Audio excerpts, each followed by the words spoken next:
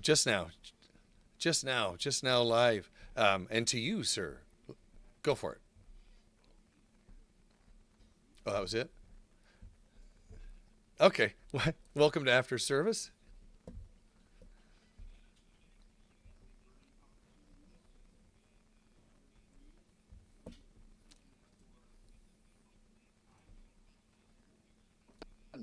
Be better people. That's pretty much it.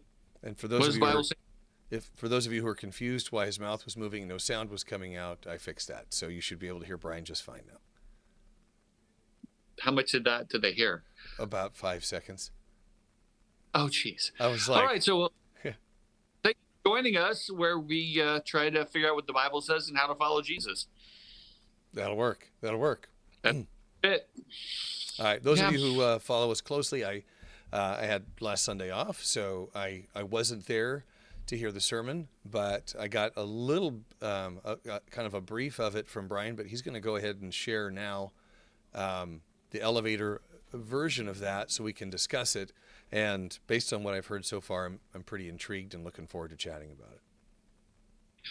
Talked about the what is the church was the basic question, and I began by asking, is the church a building? And of course everybody said no, it's not. Well, but yeah, it kind of is, because Paul talks about the church being a home for himself, and as a temple, that's kind of a building.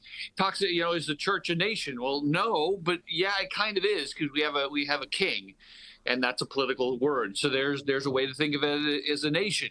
Is it it talked about it as being a body, as being an organism, as being unified, and so there's all these different images that we need to think about what the church. And the point of it all is it's complex, but it's an important thing that God is doing. In fact, this is kind of the culmination of this whole thing we call history, is to create this thing called the church that is going to be his bride, that's going to be with him forever, and he takes great joy in it.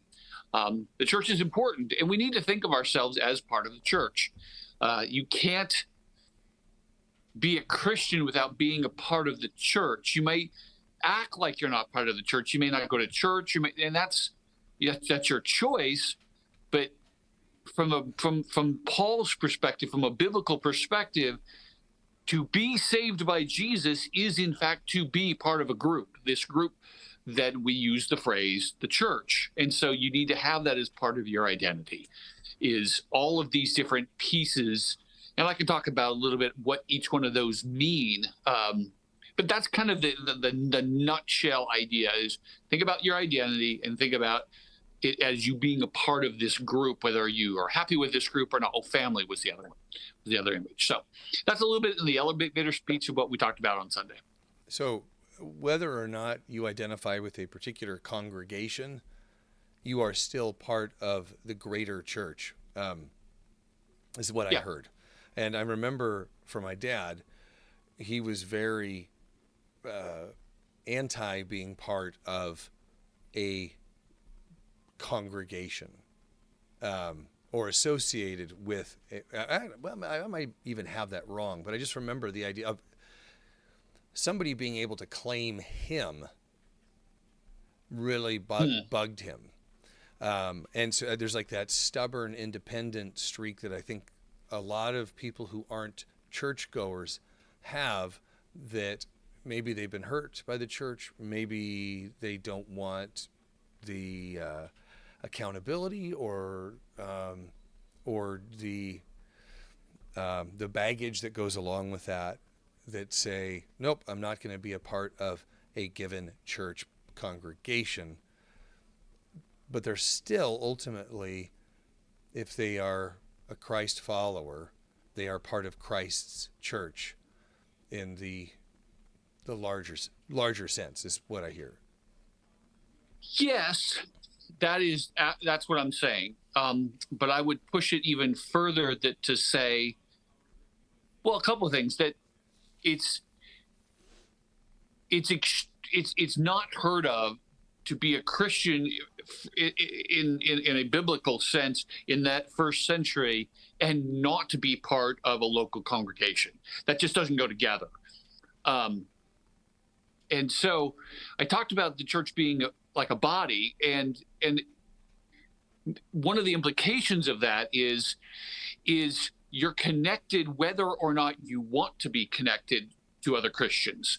And so you being not a part of with other Christians, it lessens you and it lessens them because we need each other. I'm less because I don't have Christians in my life, and they are without me. I mean, we it just together we're better. It's like like a person not having an arm. It's like, well, yeah, you can be with an arm, but it's better to have both. Yeah. Am I making sense? Yeah. Well, I think, We yeah, what I'm hearing is it benefits the church body itself for us to belong, for us to be a part of that. Yes. I wonder as an individual where the individual would say, but I don't think it benefits me. And I know I'll try and say this nicely, but it does. It should. You need to find a place where you can, because it does. We can't live our lives by ourselves. And if the church has hurt you, which it has, and it hurts a lot of people, and that's another piece of the identity is like, that's us. We can't disown. It's like a foot can't disown the hand. It's like we are what we are. We're we all are a part of everybody else. And it reminded me a little bit let me get to where I said in the service, like, for example, you think that you're singing, like, for example, passionately, demonstrably, for example, doesn't impact anybody else, but it does impact them. And it may not be for your benefit to do that, but it serves other people. And they are how you act matters to them. And how they act affects you. I mean, that's just the way it works in the world. We're social creatures. Being around people being around people help make us better or worse. Everybody. That's just the way it works. So I'm struggling for phrases here today. That's all so right. hopefully you. No, this is something that I think I personally, I don't necessarily personally struggle with it, but I know people who do. Yeah. And I think that there is a innate longing to belong, right? To be a part of a community, and and just like any time that you have a relationship that has gone sour in some way, that in re-engaging in a similar relationship is that much more difficult. And it's one thing, I think, if you are talking about a life, like a marriage or something like that, where, it's a very close, intimate relationship where it almost feels like that should be a part of our experience, right? That we're so drawn to that one-on-one that many of us can't imagine living without that. But the church becomes disposable in that it's easy. I believe it can feel easier to people to replace that with another community of engagement. And I had a conversation with my wife the other day, with Vanessa the other day, along the similar lines that I'm just reminded of, is I've really been overwhelmed lately with the amount of support that Sam has received by the disc golf community in supporting him. There were people who showed up last weekend at 8 a.m, volunteering for this fundraiser, and stayed all day, and then came the next day at 8 a.m. and stayed all day.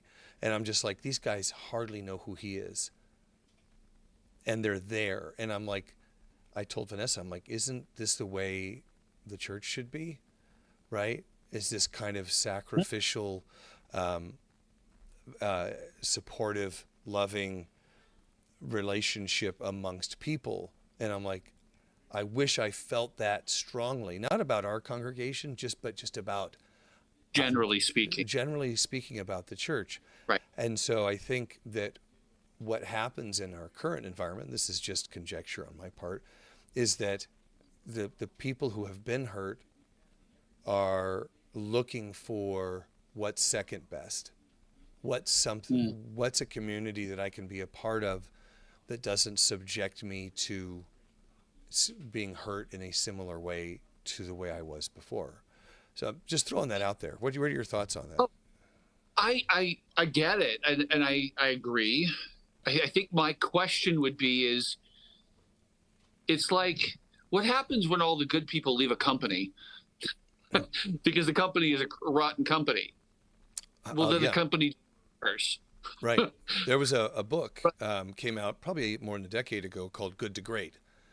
And they discussed that very topic. It's like, and I think we've talked about this a little bit, but the idea that if your company or your congregation is a bus, and you have these great people on the bus, and then there are people that get on the bus that aren't great, that are hurting you as a company, hurting your reputation, these things that in the business world, you need to invite those people off the bus so that the great people don't leave the bus out of frustration.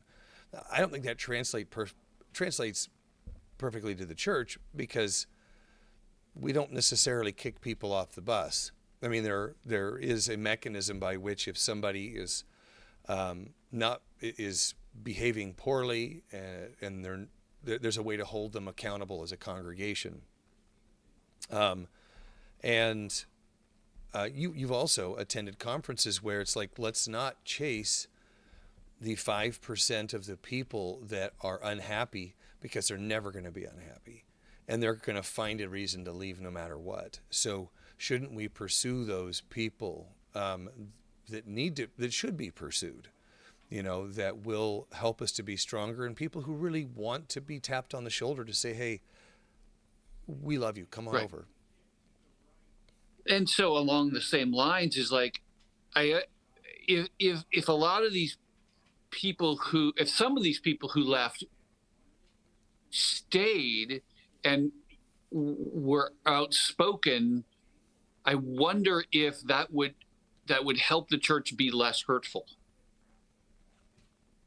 That's what I'm wondering. Yeah.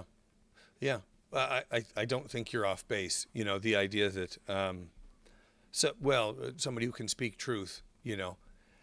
We often hear, we as Christians need to be speaking truth in a loving way, which in some ways is kind of like what you mentioned on Sunday. The idea of love the sinner, hate the sin, is kind of masking what we're really trying to say, which is, I don't like you, right? I recently taught at the last conference I went to, said Christians are very good at saying 80% of the truth. It's the last 20% or 10% that we're really, really, really bad at. And it's that last 5 to 10% that's the critical piece that we need to hear. Yeah. They'll tell you all day long, unless it's really uncomfortable and difficult. That they don't want to do, because it rocks the boat and it hurt. It's like, no, that we need to hear this. And so that's coming back to, and I'll come back to your point about the centerpiece, but that's the piece that when you're saying, well, but what is it for me? It's like, well, but if you were there, maybe we would be a better congregation because of you, and that better congregation would in fact help you. Yeah. But I mean, we're a little off the topic down in the weeds. It's just the original idea of the body is that you're connected whether or not you want to be connected or not. You can act like you're not. You can sever yourself from the body, but it's not good for you. You might be able to cut your finger off so it doesn't get the gangrene in your hand, but it's still not good for you, for that finger. It's so stick in there, and we need to support each other. We need to care about each other. We need to really be like the disc golf community, because that's a community that's how we should be. We should be that supportive of each other, and like a good family does. But we don't. Well, and so people. I had to acknowledge to Vanessa at the same time. I'm like, this guy, there's a couple of guys that showed up that we barely know who were there. And I'm like, would we do the same thing for him? And Vanessa's like, no, we wouldn't. Yeah. So even as we acknowledge that people are acting in a sacrificially loving way, that we ourselves are maybe too selfish to reciprocate. And that just kind of creates this culture of where there are a few people who are giving so much. Yeah. And a lot of people who are entitled or selfish, and part of that is creating a space in which you are too busy to respond when somebody needs help, right? Because you're always in a responsive mode for your own life, and therefore you can't be in a responsive mode for somebody else. And that's what I'm thinking with that. Is the sad part of that is like, and I'll say it perhaps harsher back than I think you intended, but it's like I'm too selfishly focused on taking care of my own needs that I don't take care of somebody else's needs. But if I actually was if everybody was taking care of everybody else's needs, I wouldn't need to worry about taking care of my needs. If we were all serving each other, then you wouldn't feel this drain.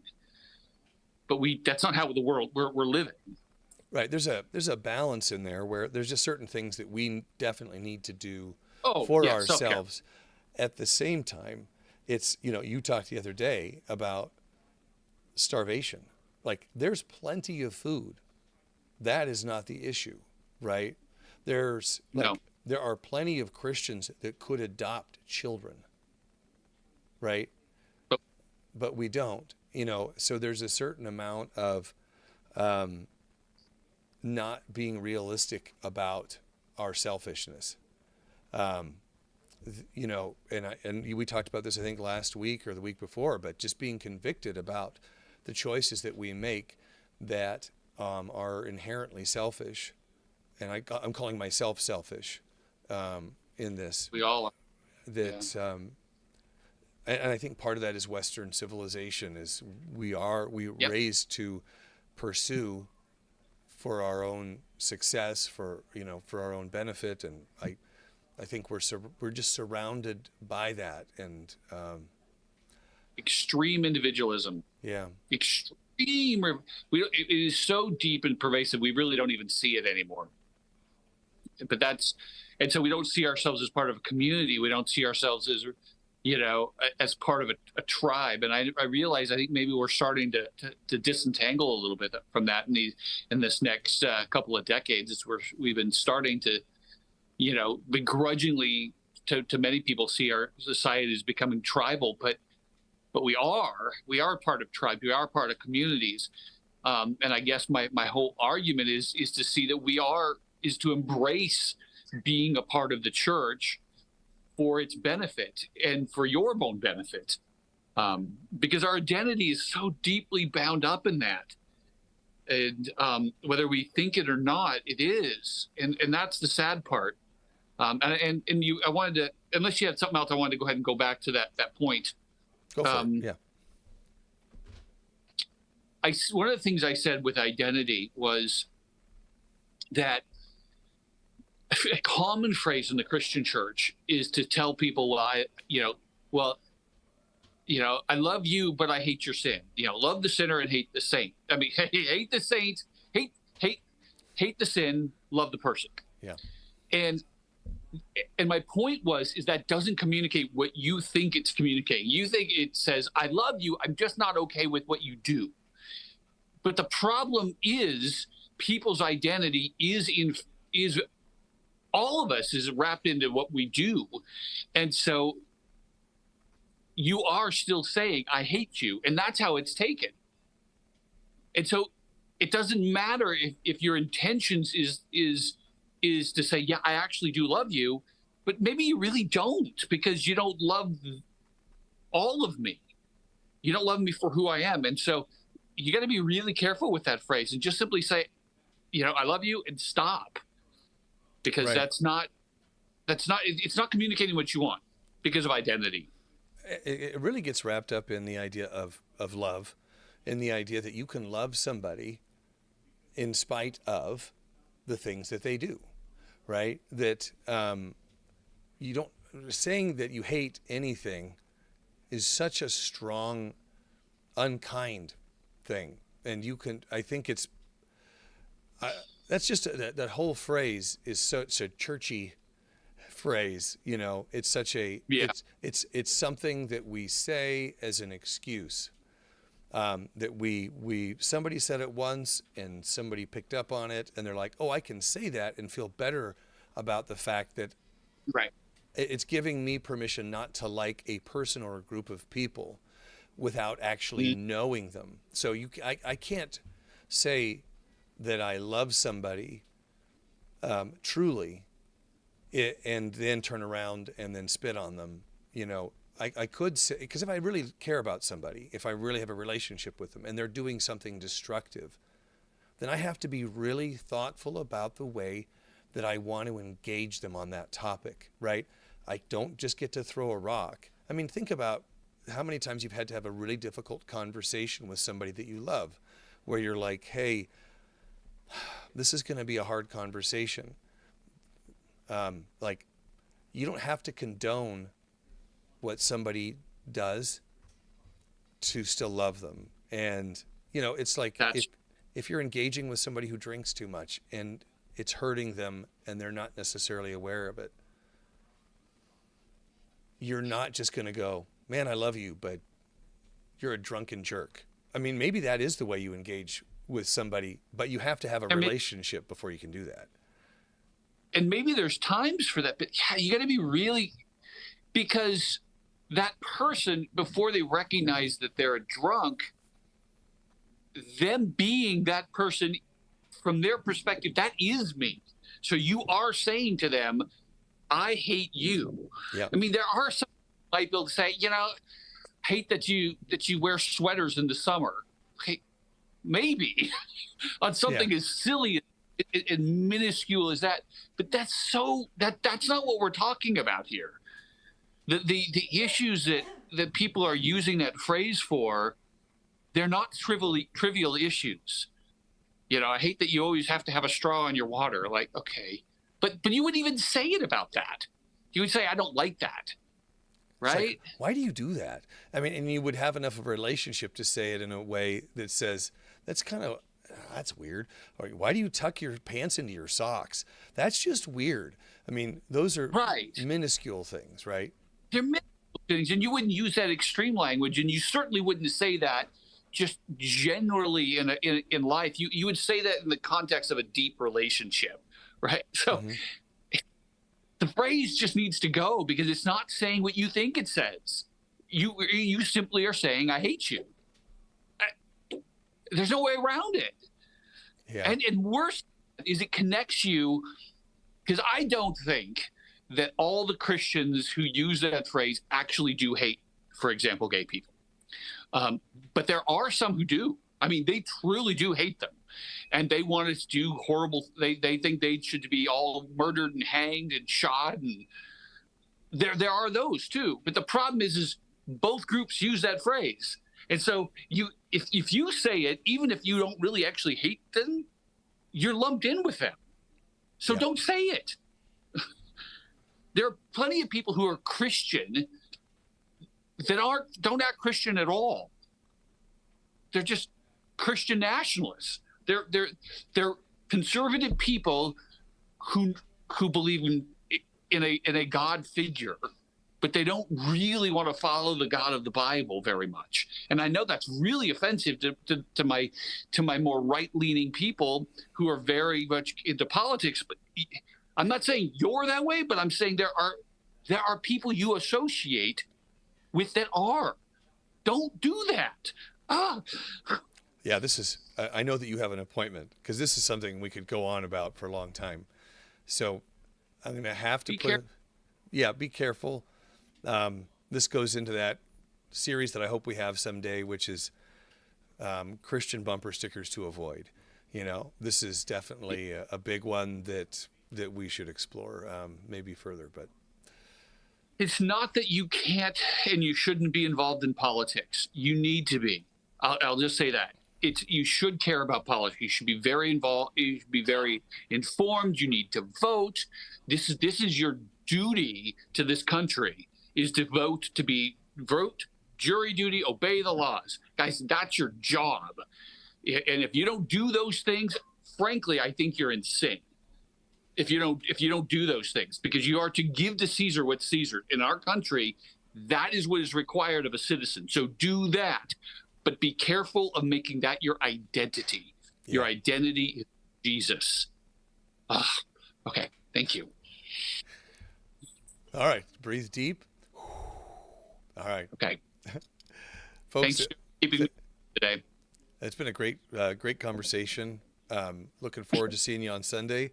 Have a good appointment wherever you're going, folks. We will see you in a few days. Truly appreciate you. All right, take care. See you on Sunday.